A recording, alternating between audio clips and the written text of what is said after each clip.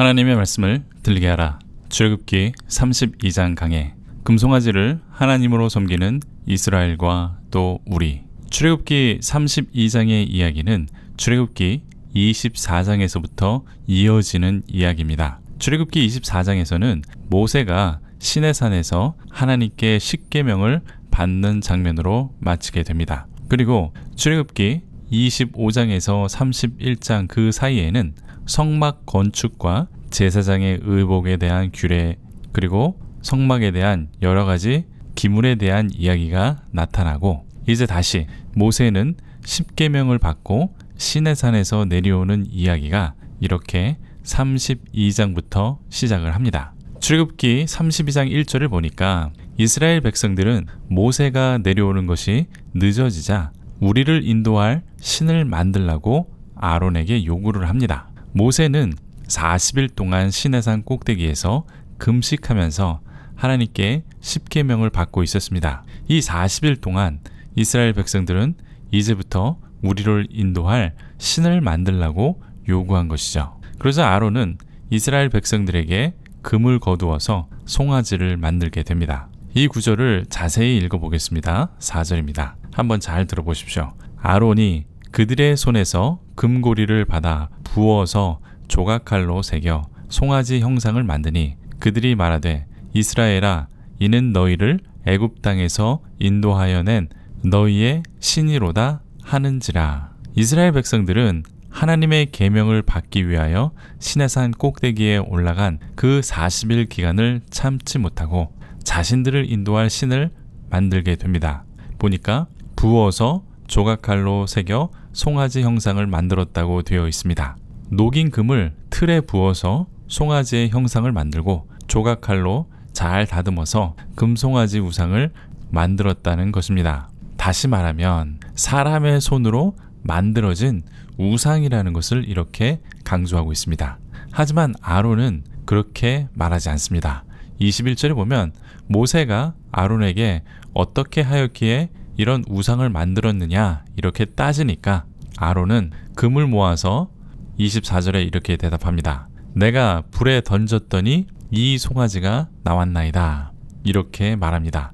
금을 불에다 던졌더니 우연히, 아니 하나님께서 역사하셔서 이렇게 금송아지가 나왔다.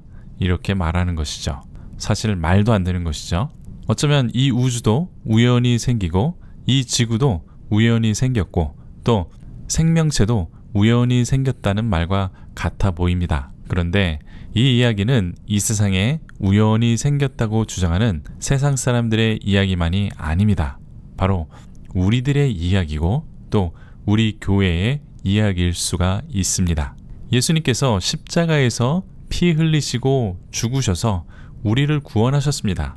우리가 처음 예수님을 믿을 때 얼마나 감격스럽고 얼마나 은혜로웠습니까? 그런데 이제 예수님의 말씀을 지키며 살려고 하는데 쉽게 되지 않습니다. 이것이 현실이죠. 이 세상을 살아가면서 예수님의 말씀대로 살려고 하지만 그렇게 살지 못하는 우리의 모습을 발견하게 됩니다.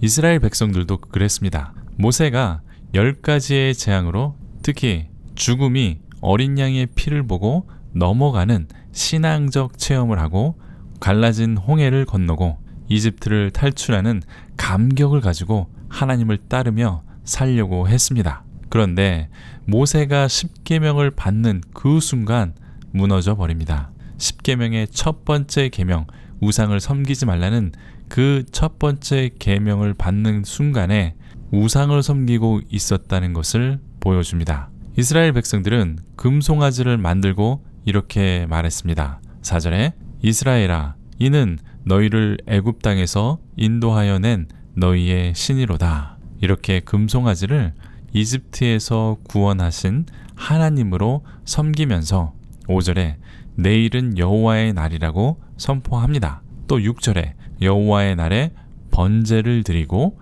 화목제를 드리고 먹고 마시며 뛰어놀았다고 되어 있는데 축제를 벌였다고 말하는 것입니다. 이스라엘 백성들은 금송아지를 여호와 하나님이라고 섬겼습니다. 그들이 만든 금송아지를 하나님이라고 섬기면서 번제와 화목제를 드렸던 것이죠. 형식은 아주 잘 갖추어져 있습니다. 율법대로 또는 규정에 어긋나지 않게 좋은 제사를 지냈습니다. 예배도 하고 헌금도 드리고 교제하고 떡을 떼며 즐겁게 신앙생활을 했다고 6절과 8절에 나타납니다. 제가 얼마 전 짧은 영상을 하나 만들었습니다.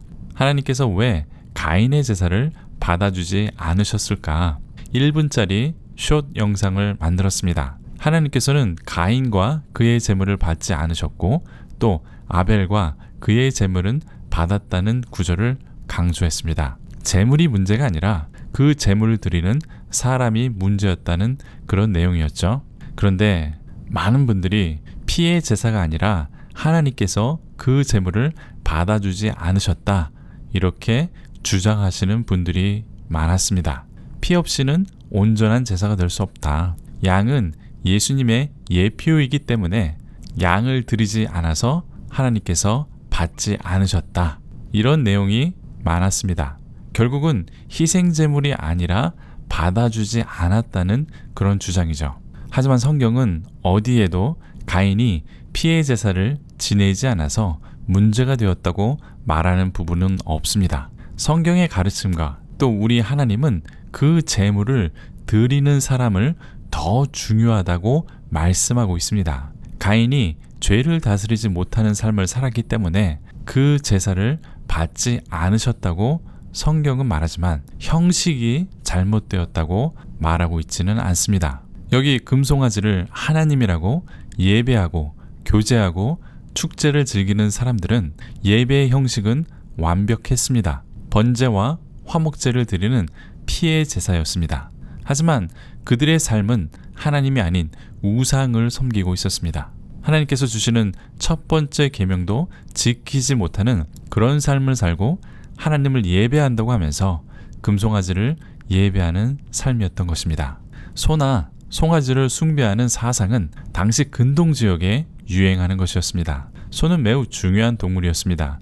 농사를 짓거나 목축을 할 때 소는 아주 중요한 가축이었죠. 풍요를 갖다주는 귀중한 재산이었습니다. 농사 때 힘든 노동력을 소는 제공을 합니다. 또 우유와 고기 그리고 가죽까지 아낌없이 주는 가축입니다. 때문에 소는 풍요의 상징이며 축복의 상징이었습니다. 그리고 이집트에서는 소를 아피스라고 불렀습니다. 아피스는 창조의 신 푸타의 현신으로 숭배되었습니다. 실제 살아있는 소를 숭배하고 파라오와 버금가는 대접을 하고 죽으면 미라로 만들기도 했습니다. 고대 메소포타미아 지역에서는 숫소를 바알이나 최고의 신 엘을 상징하는 것으로 믿었습니다. 그 외에도 이란, 인도 등 여러 민족과 나라에서 소를 숭배하는 사상은 널리 분포되어 있었습니다. 우리도 예외는 아닙니다. 오늘날 기독교는 어떻습니까?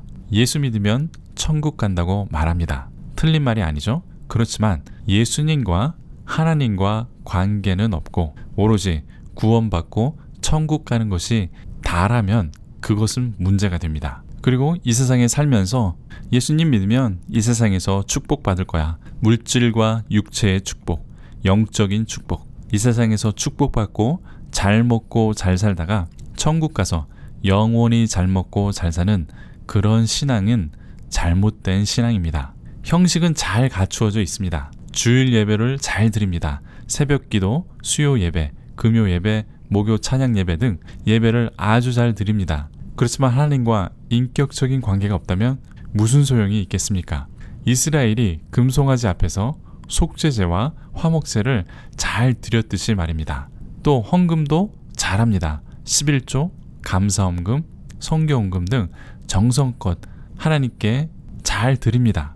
이스라엘이 금송아지 앞에서 희생제물을 잘 드렸듯이 말입니다. 하나님과의 사랑하는 인격적인 관계, 사랑하는 언약 관계가 없다면 우리는 어쩌면 지금도 금송아지를 섬기고 그 앞에서 예배하고 찬양하며 춤추고 기뻐하며 서로 잘 믿는다고 격려하고 교제하고 있는 것입니다. 우리의 손으로 만든 하나님은 우리에게 복을 주시고 이 땅에서 잘 먹고 잘 살게 해주시고 죽으면 영원히 잘 먹고 잘 살게 해주는 그런 우상 같은 하나님이 아닙니다. 우리는 우상을 파괴하여야 합니다. 우리는 이 본문을 통해서 하나님이 어떤 분이신지 알아야 합니다. 우리가 하나님을 우상으로 바꾸는 것은 사랑하는 언약 관계가 아닌 주고받는 계약 관계로 만들었기 때문입니다.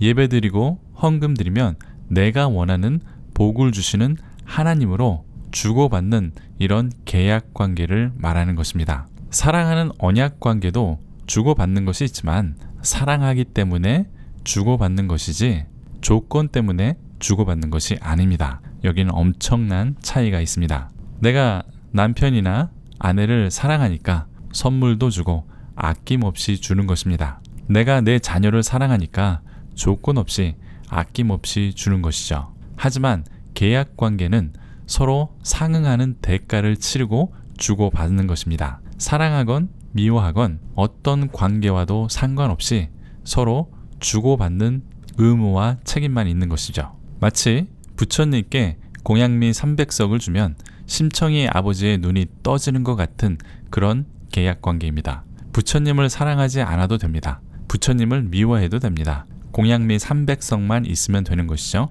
이것이 우상과 살아계신 하나님과의 차이입니다. 또 계약 관계와 언약 관계의 차이가 되는 것입니다. 다시 32장으로 돌아와서 보겠습니다.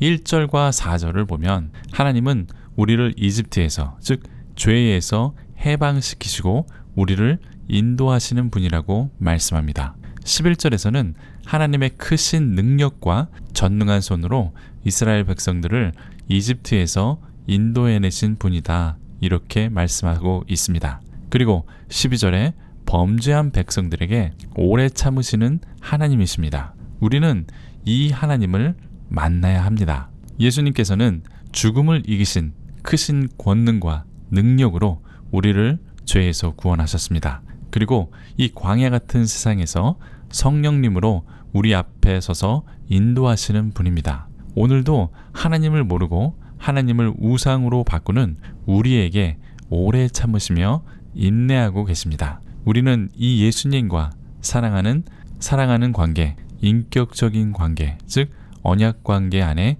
있어야 한다는 것입니다. 이스라엘 백성은 하나님을 금송아지로 바꾸었습니다. 지금도 많은 분들이 하나님을 풍요를 상징하는 금송아지로 바꾸고 있을 수도 있습니다. 모세는 이 금송아지를 이렇게 처리하라고 말합니다. 20절을 보겠습니다. 모세가 그들이 만든 송아지를 가져다가 불살라 부수어 가루를 만들어 물에 뿌려 이스라엘 자손에게 마시게 하니라. 우리는 철저하게 이 우상을 부셔야 합니다. 불에 사르고 가루를 만들고 다시 회복할 수 없도록 물에 뿌리고 그 물을 마심으로 다시는 우상을 세우지 않겠다고 맹세하여야 하는 것입니다. 회개하지 않는 백성들의 최후도 오늘 본문의 말씀에 나타납니다.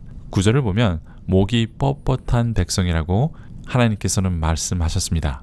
또 모세가 26절에 누구든지 여호와의 편에 있는 자들은 나오라고 회개할 기회를 주었습니다. 하지만 이스라엘 백성은 끝까지 하나님께 돌아오지 않자 거기에서 3,000명을 죽였다고 28절에 말씀하고 있습니다.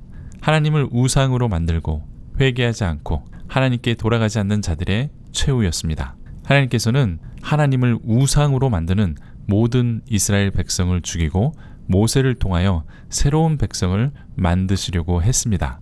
하지만 하나님께서는 그 뜻을 돌이키시고 하나님의 진노를 모든 백성들에게 내리지 않으셨습니다. 왜 그런지 13절에 나타납니다. 주의 종 아브라함과 이삭과 이스라엘을 기억하소서. 주께서 그들을 위하여 주를 가리켜 맹세하여 이르시기를 내가 너희의 자손을 하늘의 별처럼 많게 하고 내가 허락한 이 온 땅을 너희의 자손에게 주어 영원한 기업이 되게 하리라 하셨나이다. 아브라함과 이삭과 이스라엘에게 약속하신 그 언약을 기억하셔서 그 뜻을 돌이켜달라고 모세는 말씀한 것입니다. 하나님은 언약의 하나님이시고 우리는 언약 관계 안에서 하나님의 백성으로서 교회가 된다는 것입니다. 때문에 우리는 언약이 무엇인지, 언약 관계가 무엇인지 꼭 알아야 하는 것입니다. 성경은 이렇게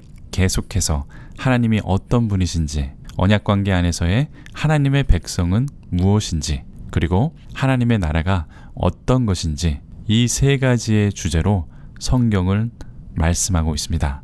그리고 저는 이 세 가지의 주제를 성경 해석의 기본으로 삼고 있습니다. 이제 간단하게 정리해서 결론을 내려보겠습니다. 이스라엘 백성들은 모세가 십계명을 받는 순간에 금송아지를 만듭니다. 그들은 하나님을 금송아지로 만들었습니다. 자신들이 아는 풍요와 성공을 주는 신으로 하나님을 우상으로 만든 것입니다. 이스라엘 백성들은 금송아지를 만들어 속죄제와 화목제를 지내시고 예배하고 또 교제하며 기뻐했습니다. 이 이야기는 오늘날 우리에게 하시는 말씀일 수도 있습니다. 우리도 하나님을 우상으로 바꾸고 우리들에게 풍요와 성공을 주는 하나님으로 섬기고 있습니다. 우리의 풍요와 성공을 달라고 예배드리고 기도하고 지극정성으로 헌금하는 분들도 많이 있습니다. 하지만 하나님은 우상이 아닙니다. 금송아지가 아니라는 것입니다. 하나님은 살아계신 인격적인 하나님이십니다. 하나님은 예배와 헌금보다 사랑하는 인격적인 관계를 원하십니다. 성경은 이런 관계를 언약 관계라고 말씀하고 있습니다. 마치 남자와 여자가 사랑하여 결혼하는 그러한 관계처럼 우리는 하나님과 사랑하는 언약 관계 안에 있어야 합니다. 이 사랑하는 언약 관계 안에 있으려면 어떻게 해야 하냐? 우리가 결혼하기 전에 상대방을 알아야 사랑하고 결혼할 수 있듯이 우리도 성경을 통하여 하나님이 어떤 분이신지 알아야 합니다. 그래야 하나님을 사랑할 수도 있고 예수님을 사랑할 수도 있는 것이죠. 성경을 통해서 예수님을 알고 하나님을 알고 진하게 사랑하시는 저와 여러분이 되시길 간절히 축원드립니다. 아멘. 도움이 되셨습니까? 질문이나 의견이 있으시면 댓글을 달아주십시오. 영상과 관련이 없는 질문도 괜찮습니다. 구독과 좋아요를 눌러주시면 저에게 큰 격려가 됩니다. 또 알람까지 해주시면 계속해서 제 성경 강해를 들으실 수 있습니다. 끝까지 시청해 주셔서 감사합니다.